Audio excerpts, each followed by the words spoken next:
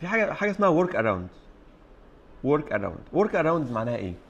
انا مدير مشروع ما عملتش اي ريسك اناليسيس في المشروع بتاعي. حلو.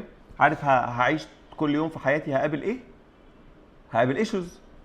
اهو ما فيش ريسك هتلاقيه جاي لك في صوره ايه؟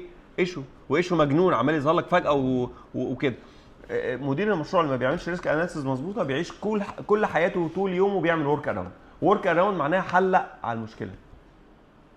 الحق يا جدع، المقاول هرب. ايه هرب ازاي؟ هو ده اللي حصل.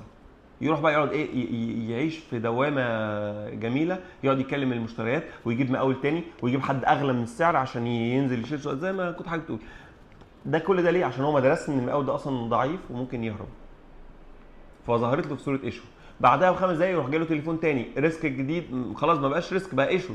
فاللخبطه دي كلها اسمها ايه؟ ورك اراوند. حلو كده؟ فالريسك بعمل له ريسك ريسبونس، لكن الايشوز بعملها ورك اراوند. مفهوم؟